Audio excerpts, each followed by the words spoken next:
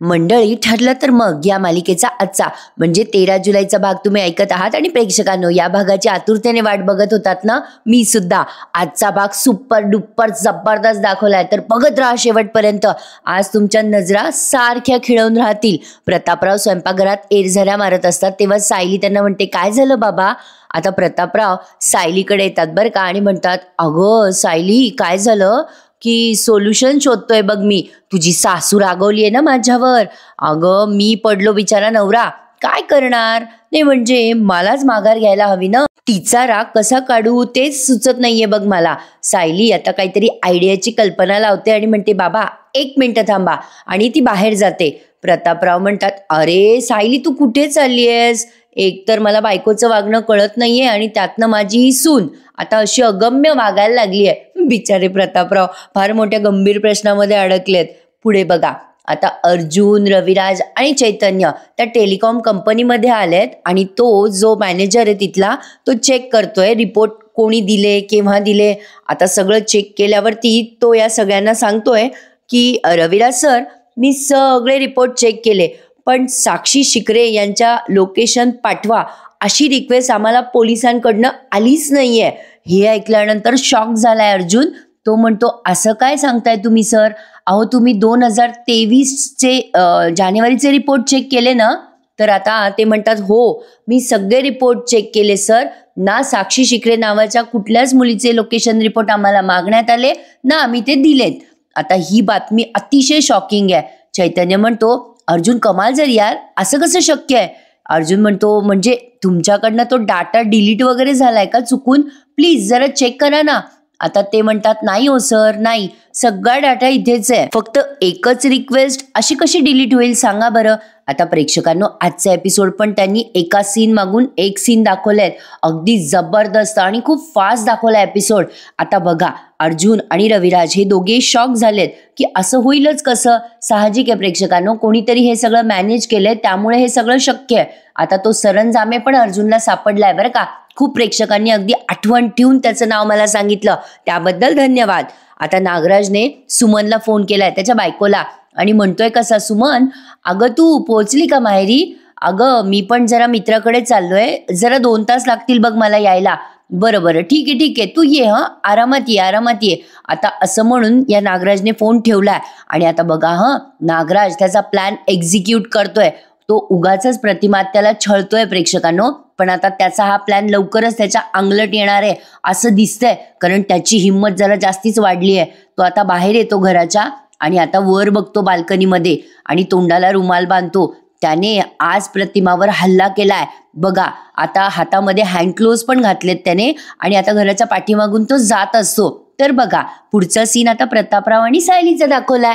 सायली खूप सारे फुलं घेते आणि त्याचा एक सुंदर पुष्पगुच्छ करते आणि म्हणते, बाबा हे घ्या. प्रतापराव म्हणतात, हे काय आहे? सायली म्हणते, अहो बाबा, तुम्हाला आईंचा राग काढायचा आहे ना, मग ही फुलं द्या त्यांना आणि गुडघ्यावर बसून द्या बरं. प्रतापराव म्हणतात, सायली काहीतरीच काय, हे सगळं करायचं वय आहे का माझं? सायली म्हणते, बाबा प्रेम करायला काय वय लागतं का? आणि मुरलेल्या संसारात अशा गोष्टी कराव्या लागतात. अहो घ्या हो फुलं, घ्या. प्रतापराव म्हणतात, ए सायली, पण याने खरंच तिचा राग जाईल ना? तिचा राग जाण्यासाठी मी काहीही करू शकतो ग. ए सायली, तू चल ना माझ्या बरोबर, प्लीज चल की. सायली म्हणते, मी चलू म्हणताय? चला. आता सायली सुद्धा गेली आहे बरं का सासरे बुवा सासूबाईंचा राग कसा घालवतायत ते बघायला. आणि बघा, आता हा पुढचा सीन नागराज आणि प्रतिमा आत्याचा दाखवलाय. म्हटलं ना, खूप फास्ट दाखवली आज सिरियल त्यांनी. आता नागराज तिथे मागून खिडकीत शिरलाय बरं का.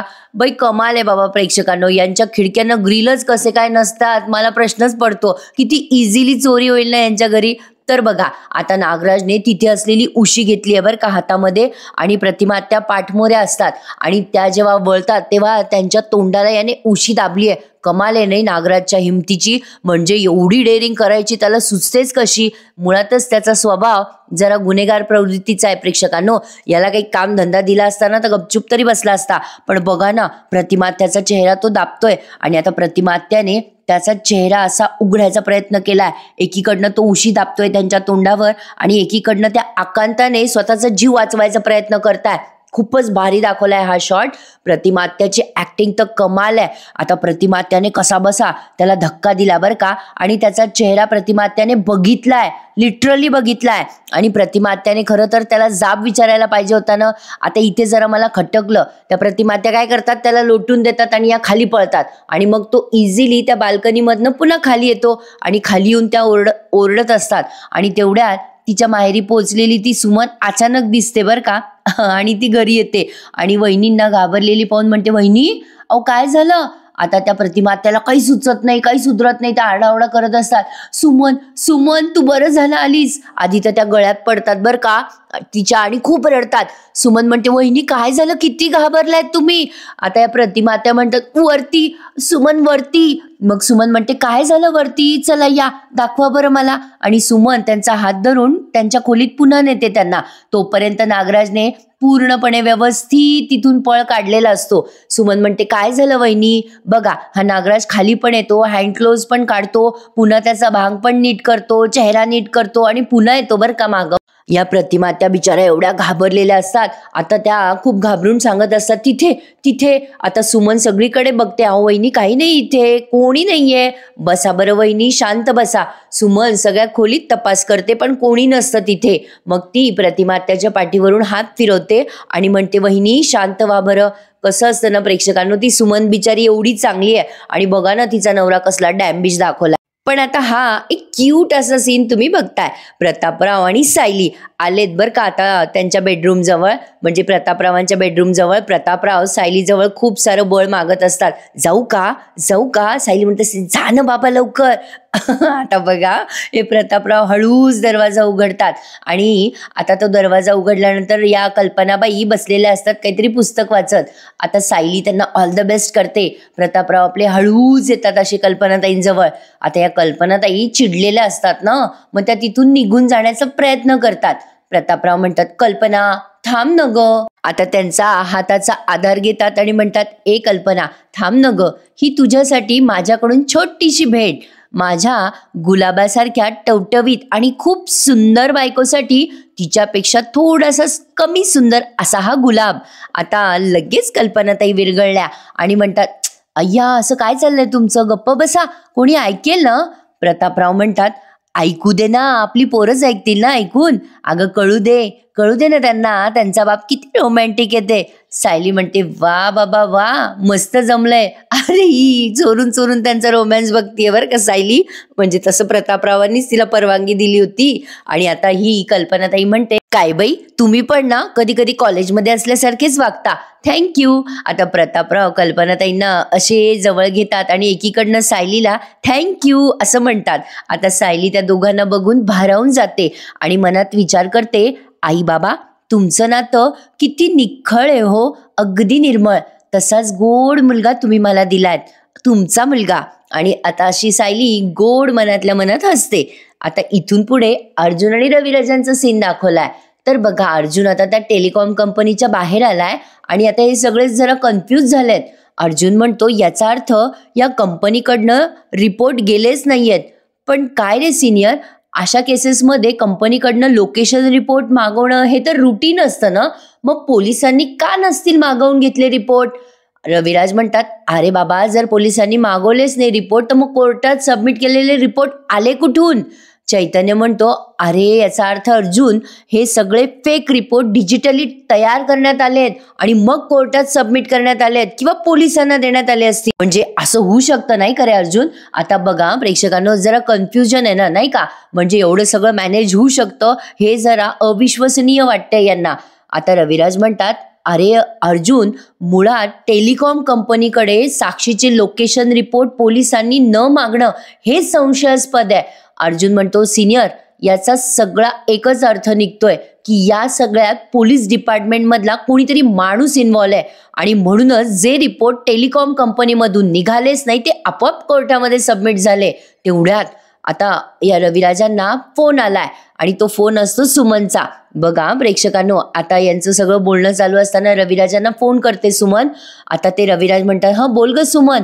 सुमन म्हणते, अहो भाऊजी वहिनींना ना काहीतरी झालंय हो, त्या खूप घाबरल्यात.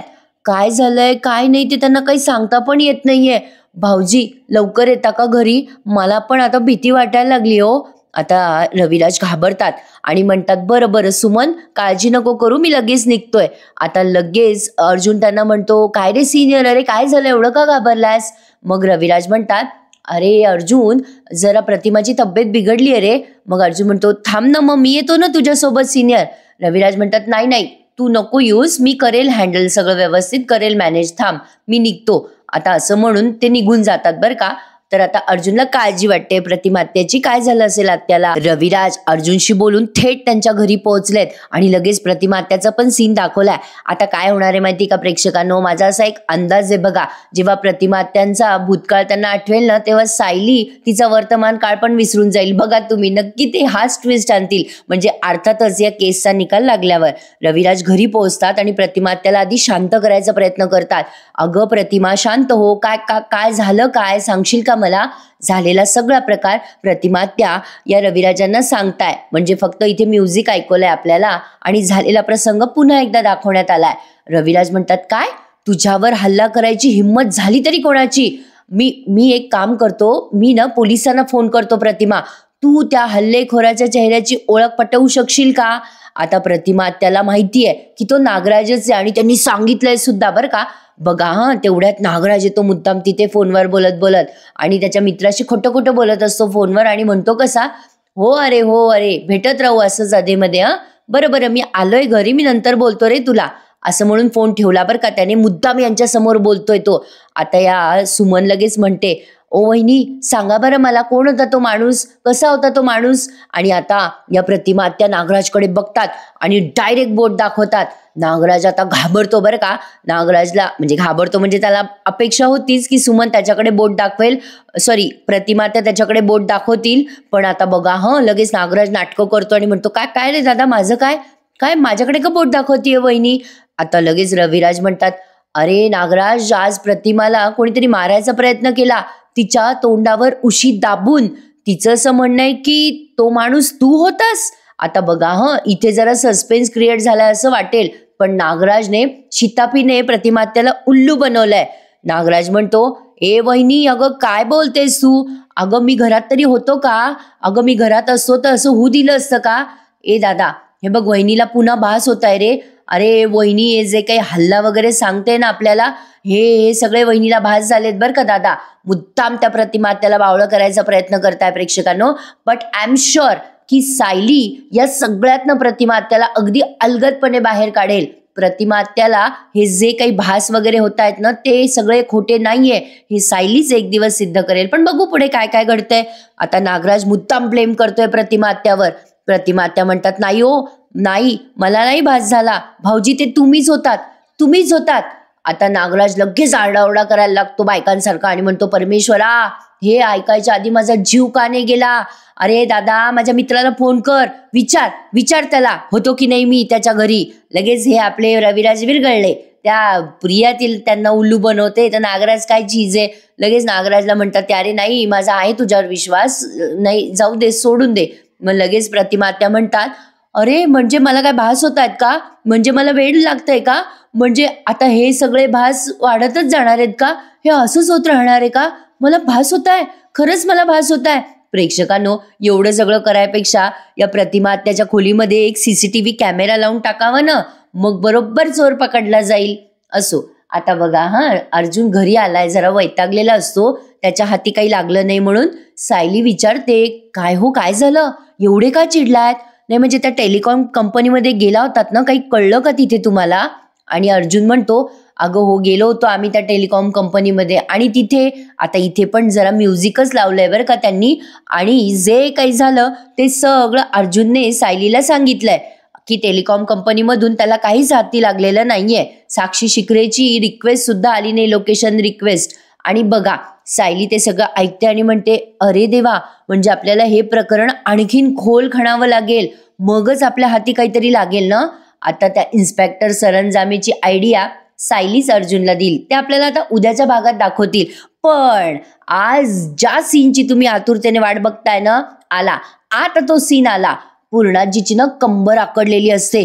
पूर्णाजी सुंदर अभिनय करतात. मला असं वाटलं एका क्षणाला खरंच त्यांची कंबर आकडली आहे की काय. पूर्णाजी आता म्हणतात, आई ग कशी उठू मी. आता त्यांना तन्वीचा चाळ लागतो, ती बाजूने गेलीये खोलीच्या असं त्यांच्या लक्षात येतं. आता ती अर्जुनच्या खोलीकडे जात असते बरं का, अर्जुन काय बोलतोय ऐकायला. तेवढ्यात पूर्णाजी आवाज देतात, तन्वी, ए तन्वी. आता लगेच ही वैतागते आणि म्हणते, अरे यार मी आता त्या अर्जुन सायलीचं बोलणं ऐकू का या म्हातारीला सांभाळू. पण ती आता मुद्दाम पूर्णाजीला इग्नोर करून वर जात असते. पूर्णाजी मुद्दाम मोठ्याने ओरडतात, तन्वी, अगं ए तन्वी बाळा, अगं इकडे ये ग. आता बघा ही वैतागते आणि विचार करते, प्रिया मी जोपर्यंत जात नाही ना तोवर ही म्हातारी कोकलायची थांबणार नाही. आणि आता मजबुरीने ती पूर्णाजीच्या खोलीत जाते. आता या पूर्णाजी म्हणत असतात, अगं इकडे ये ग 2 मिनिटं बाई पोरी. आता येते बरं का खोलीमध्ये त्यांच्या पूर्णाजीच्या आणि एवढी उद्धटसारखी ओरडते, काय ग पूर्णाजी कशाला हाका मारतीये. पूर्णाजी तिच्याकडे बघतच राहतात 2 मिनिटं. मग तिच्या लक्षात येतं पूर्णाजीला राग आलाय. आता लगेच पलटते आणि म्हणते, अगं काही काम होतं का तुला पूर्णाजी, म्हणजे असं विचारायचं होतं मला. मग लगेच पूर्णाजी जरा चिडूनच बोलतात तिच्याशी, मला जरा हात दे, मला उठायला मदत कर, माझी कंबर दुखतीये, चल ये इकडे हात दे मला. आता प्रिया इतकी जीवावर आल्यासारखी करते, त्या पूर्णाजीला लिटरली ती ओढते बरं का. पूर्णाजी म्हणतात, अगं थांब ग, मला चप्पल घालू देती का. आता बघा प्रेक्षकांनो, पूर्णाजी चप्पल घालून उठायला लागतात ना, त्यांना उठता नसतं येत. आता म्हाताऱ्या माणसांना नाही उठता येत लवकर. प्रिया खसकन ओढते बरं का पूर्णाजीला. पूर्णाजीला त्रास होतो त्या कंतात. आता बघा पूर्णाजीचा हात ओढून ती अक्षरशः त्यांना पुढे पुढे आणत असते. पूर्णाजी म्हणतात, अगं अगं माझा हात, अगं असं काय करते, सोड सोड मला, नको धरू माझा हात, चल ती काठी दे बरं मला. आता बघा त्या काठीच्या आडी एक छोटासा बॉक्स असतो लाकडाचा. ती काठी देता देता प्रियाकडून तो चुकून बॉक्स खाली पडतो, चुकून. पण आता तो बॉक्स पडल्यावर प्रियाने तो हाताने उचलायला हवा की नाही. बघा ती काय करते, अक्षरशः त्या बॉक्सला पाय मारते आणि पायाने तो बाजूला करते पूर्णाजीला तिथून जाता यावं म्हणून. पूर्णाजी आता अशा हात लावतात बरं का आणि तिच्याकडे बघतच राहतात, म्हणजे त्यांच्या डोक्याला हात लावतात त्या आणि बघतच राहतात प्रियाकडे. अरे प्रेक्षकांनो, ही जरा डोक्यावर पडली आहे का आता हिला चांगलं वागणं सहन होत नाहीये स्वतःच. आता बघा ही पूर्णाजी एवढी चिडते आता आणि म्हणते, काय ग ए तन्वी, अगं तो बॉक्स पाडल्याच्या पाडला आणि त्याला लाता मारते का ग. आता बघा प्रिया इतकी उद्धट सारखी बोलते पूर्णाजीशी, म्हणजे असं बोलावं का कधी. म्हणते कशी बघ, काय ग पूर्णाजी, कुठे पाय लावला मी, बाजूला केलंय, आता तुला हात देऊ का जुन्या फालतू गोष्टी सांभाळत बसू मी. आता पूर्णाजी खूप ओरडतात आणि म्हणतात, अगं हा बॉक्स मला ह्यांनी दिला होता माझ्या वाढदिवसाच्या दिवशी, एवढ्या वर्ष मी हा बॉक्स जपून ठेवला होता, व्हॉट नॉनसेन्स असं म्हणू नये. पण प्रिया बघा कशी म्हणते, काय ग पूर्णाजी, या असल्या जुन्या फालतू गोष्टी कशाला जपून ठेवल्या तू, केवढा तकलादू बॉक्स होता तो तुटणारच होता. पूर्णाजी चिडतात आणि म्हणतात, तन्वी तोंड सांभाळून बोल, तुला एकतर वस्तूंची किंमत कळत नाही आणि माणसांची तर त्याहूनही कळत नाही. पूर्णाजीचा आवाज एवढा वाढलेला असतो की घरातले सगळेजण आता तिथे येतात. प्रतापराव म्हणतात, काय ग अगं ए पूर्ण का चिडलीस, काय झालं. अर्जुन पण आलाय तिथे, कल्पनाताई पण आल्यात. प्रतापराव आता तो तुटलेला बॉक्स बघतात आणि म्हणतात, अरे पूर्णाई, अगं हा बाबांनी दिलेला बॉक्स कसं काय तुटला ग, बाबांनी दिला होता ना तो तुला. आता बघा कल्पनाताईंना पण शॉक बसलाय. आता पूर्णाजी डायरेक्ट बोलतात, या तन्वीने पाडलाय तो बॉक्स. आता सगळेजण तिच्याकडे बघतात. मग आता पूर्णाजी म्हणतात, अरे बॉक्स पाडल्याचा पाडला प्रताप, आणि त्याला पाय लावते रे, आणि म्हणते कशी मला की फालतू गोष्टी कशाला सांभाळून ठेवता. आता हे सगळं पूर्णाजी बिचारा रडवेला होऊन सांगताय बरं का. आता या कल्पनाताई बघा गोड बोलतात सुनेशी आणि म्हणतात कशा, अगं तन्वी, अगं हा बॉक्स पूर्णाई करता खूप अनमोल होता ग, अगं तो बाबांनी दिलाय गिफ्ट त्यांना, त्या हा बॉक्स सतत त्यांच्या डोळ्यासमोर ठेवायच्या. लगेच ही प्रिया कल्पनाताईंना पण उद्धट सारखी उत्तर देते बरं का, अगं ए आई, अगं चुकून पडला ना तो बॉक्स माझ्याकडून, आणि हा जुना बॉक्स तुटला तर तुम्ही काय तुमच्या सुनेला ऐकवणार आहात का. ही सून मोठी आहे हिरे जडीत, जसं काहीतरी आपलं बोलायचं म्हणून बोलते आणि इतक्या जोरात उद्धटून ऐकवते यांना. बस आता हेच ऐकायचं बाकी राहिलं होतं तुमच्याकडून, असं म्हणून उद्धट सारखी तिथून निघून जाते सगळ्यांच्या तोंडावरून. अरे देवा. आता बघा प्रेक्षकांनो, पूर्णाची ढसाढसा रडायला लागतात. यांना पाहिजे होती ना ही सून, घ्या म्हणा घ्या, असंच पाहिजे सुभेदारांना पण प्रेक्षकांनो. पण पूर्णाजीशी तिने असं वागायला नको होतं, हे तितकंच खरं आहे. आपण ना प्रेक्षकांनो एक मालिकेची स्टोरी एन्जॉय करतो आणि मालिकेच्या पात्राबद्दल गमती जमती सांगतो. तर बघा पुढे पूर्णाजी लागतात रडायला आणि म्हणतात, या पोरीला कसं काय मोल कळत नाही वस्तूंचं, माणसांचं पण कळत नाही असं म्हणून रडायला लागतात. बिचाऱ्या बोलणार कोणाला, त्यांच्या लेकीचीच लेक आहे ना. आता या कल्पनाताई म्हणतात, जाऊ द्या पूर्णाई, शांत व्हा बरं. सायलीला बिचारीला फार वाईट वाटतं. आणि कसं असतात ना प्रेक्षकांनो, व्यक्ती तितक्या प्रकृती. प्रियासारखी लोक पण समाजात आहेत आणि सायलीसारखी मृदू कोमल लोक सुद्धा समाजात आहेत. आपल्या माणसाच्या डोळ्यात पाणी पाहिलं की वाईट वाटतंच. सायली आता अलगदपणे तो खाली पडलेला बॉक्स घेते. त्या बॉक्सच्या त्या साईडचे सगळे कोने तुटलेले असतात. सायलीला पण फार वाईट वाटतं पूर्णाजीच्या डोळ्यात पाणी पाहून. सायली आता तो बॉक्स हातात घेते आणि अर्जुनकडे बघते आणि तो बॉक्स घेऊन निघून जाते. आता बघा कल्पनाताई, पूर्णाजी त्या सायलीकडे बघतात. मग अर्जुन म्हणतो, पूर्णाजी शांत हो. पूर्णाजी म्हणतात, हो रे अर्जुन, पण यांची शेवटची आठवण होती रे, असं म्हणून त्या बिचाऱ्या रडायला लागतात. काय असतं ना, प्रत्येक वस्तू मागे आपल्या काही भावना दडलेल्या असतात. खूप नाजूक असतात ह्या सगळ्या भावना आणि या आठवणी. आता या सगळ्या गोष्टीची या प्रियाला काय किंमत आहे. आता सायली बघा तिच्या खोलीत जाणार असते तेव्हा प्रिया तिथेच उभी असते. सायली आता तिचा खचकन हात ओढते आणि म्हणते, काय ग ए प्रिया, घरातल्या सगळ्यांना तुझं वागणं खटकतच होतं प्रिया, आणि आता तू सगळ्या मोठ्या माणसांना त्रास सुद्धा देतेस. तुला काही वाटत नाहीये का ग याचं. प्रिया अगदी मूर्खासारखं उत्तर देत म्हणते, नाही वाटत ग, चल जा, मला ना तुझ्यासारखं पुढे पुढे नाही करतायत. आणि काय गे, एखाद्या 50-60 रुपयाच्या वस्तूला अगदी लाख मोलाची वस्तू आहे असं बघून मी अभिनय करू शकत नाही. फालतूगिरी लावलीये नुसती, असं म्हणून प्रिया तिथून पुन्हा उद्धटसारखी निघून जाते. इकडून निघून जाते तिकडे जाते, तिकडून निघून जाते इकडे जाते. हिला काही उद्योग नाहीये का प्रेक्षकांनो घरामध्ये. नाहीच आहे म्हणा, ती मैपतची खबरी बनूनच आली आहे सुभेदारांकडे. पण असो, सायलीच्या डोक्यात गेलीये ती आता. त्यामुळे सायली नक्की तिची एखादी वस्तू पाडणार प्रेक्षकांनो. बदल्याला बदला घेणारच आहे सायली. पण आता ती कसा घेते हे बघणं इंटरेस्टिंग आहे. आता सायली विचार करते, प्रिया तुझा हा खरा चेहरा आता आपल्या घरच्या समोर येतोच आहे, पण आता अख्ख्या जगासमोर येणार आहे. आता 31 जुलै प्रेक्षकांनो, 31 जुलै. तर बघा पुढचा प्रोमो त्यांनी सुरेख दाखवलाय. हा एपिसोड आज संपला इथे. सायलीने असे छान कुंदन वगैरे लावले, त्या बॉक्सला अशी लेस लावली आहे आणि मस्त चिटकवून तो बॉक्स नव्यासारखा केलाय आणि पूर्णाजीच्या समोर ठेवलाय. पूर्णाजी म्हणतात, अर्जुन तुझ्या बायकोने हा फक्त बॉक्सच नाही जोडून दिला रे, आज तिने माझ्या मनातल्या आठवणी जोडून दिल्यात. सायली त्यांना विचारते, आवडला का पूर्णाजी बॉक्स. आणि बघा लगेच तो इन्स्पेक्टर सरंजामे दाखवलाय. सरंजामे मैपतशीच बोलत असतो आणि मैपतकडे खूप साऱ्या पैशांची मागणी करत असतो आणि म्हणत असतो, काय ओ मैपत साहेब, तुमचा हप्ता नाही आला, जरा प्रेमळ रिमाइंडर द्यायला फोन केला होता तुम्हाला. तेवढ्यात तिथे अर्जुन पोहोचलाय आणि याने फोन कट केलाय त्या सरंजामेने. आणि अर्जुन त्यांना विचारतो, तुम्हाला जो मेल आला होता ना, लोकेशन रिपोर्ट सबमिट करा पोलिसांकडनं, तो मेल दाखवा बरं.